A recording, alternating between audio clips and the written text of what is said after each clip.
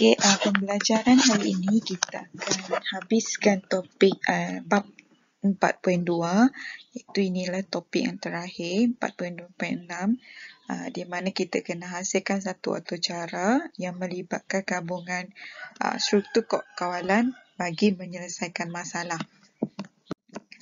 Okey, ini adalah objektif kamu hari ini, di mana lepas habis pembelajaran kamu dapat hasilkan satu atau cara yang melibatkan gabungan struktur kod arahan untuk kamu menyelesaikan masalah.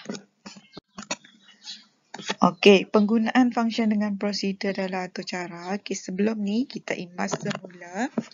Kamu dah belajar mengenai function, kamu dah belajar mengenai prosedur, sama ada built-in function ataupun user-defined function, dan macam mana nak guna prosedur dalam menyelesaikan sesuatu masalah. Okay, atau cara yang mempunyai struktur kod kawalan yang sistematik, logik dan modular, dia akan memudahkan pengatur cara untuk menyenggara atur cara dalam mengenal pasti setiap tugasan dalam setiap struktur ataupun modul yang kamu hasilkan tu. Okey, kalau atur cara tu bermodular, okey, dapat kita hasilkan dengan penggunaan function dengan prosedur. Okey, ini adalah contoh. Kamu boleh tengok dekat contoh 4.1.9. Penghasilan atau cara yang menggunakan function dengan prosedur dalam satu atau cara besar. Maksudnya dalam penyelesaian masalah ni, kamu gabungkan function dengan prosedur sekali. Okay, situasi dia macam ni. Term ini ni dia kena bina satu cara mengira peratus keuntungan dan kerugian barangan yang dijual oleh abangnya.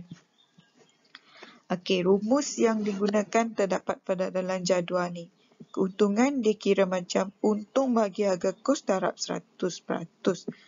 Okey, kalau kerugian, rugi bagi dengan harga kos darab 100. Okey, sebelum tu kamu kena ingat balik dalam fasa-fasa penyelesaian masalah ada 4 peringkat di mana kita ada menganalisis masalah. Kedua, kita kena reka bentuk atau cara, dan seterusnya fasa kod, kamu tulis kod, dan yang last ni adalah pengujian dan menyah pijat. Maksudnya kamu test program kamu tu dapat jalan dengan betul ke tak. Kalau ada masalah, kamu kena buat nyah pijat ataupun debugging lah, selesaikan masalah. Okay, kita tengok yang pertama fasa menganalisis masalah. Okay, yang ini kena guna teknik leraian. Ini simbol teknik leraian. Okay, kita pecahkan masalah dengan kira untung dan kira rugi kepada bahagian kecil-kecil untuk dapatkan input bagi harga kos dan harga jualan.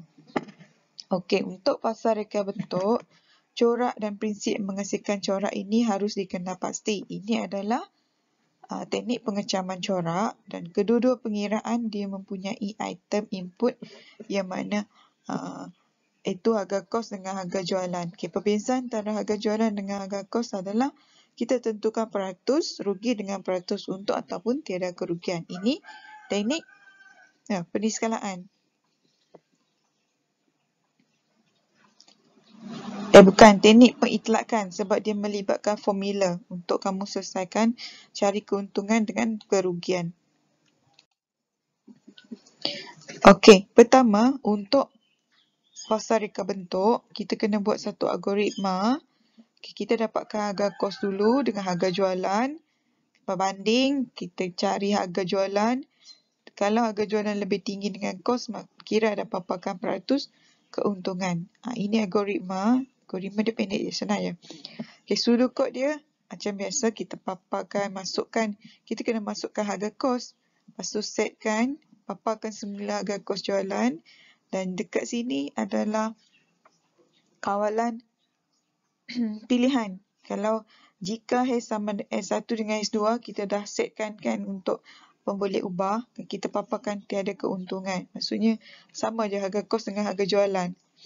Kalau harga jualan lebih besar daripada harga kos, maksudnya kita untung. Kalau tak, kita rugi. Kalau kita rugi, kita kiralah peratus kerugian. Peratus keuntungan pun kita berdasarkan keuntungan yang kita perolehi.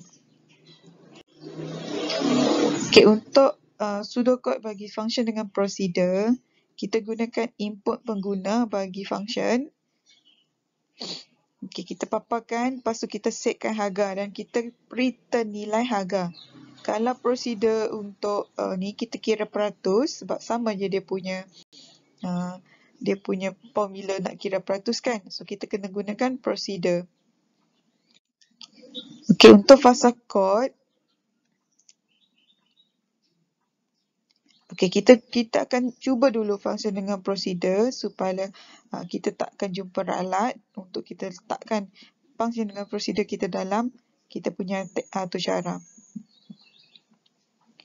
Okey, dalam contoh 4.1.9 ni, kita gunakan function input pengguna bagi function dan prosedur kita guna kira peratus. Dan kita guna dulu function input pengguna, lepas tu kita gunakan function prosedur untuk, kita guna prosedur untuk kira peratus dan kita terus letakkan dalam kod atur cara utama.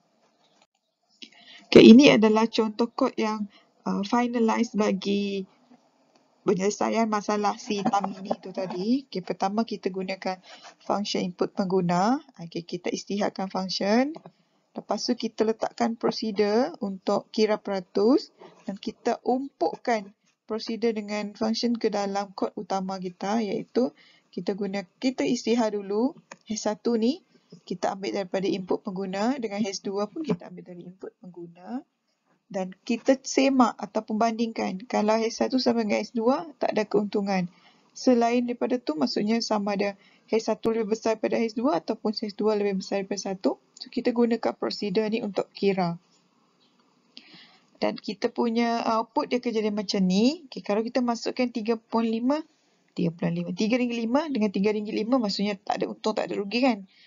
Okay, lepas tu kalau kita masukkan RM2 untuk kos, tapi kita masukkan jualan kita RM3, so keuntungan kita dapat 50%. Okay, kalau harga kos lebih kecil daripada, harga kos lebih besar pada harga jualan, so kita rugi 25%.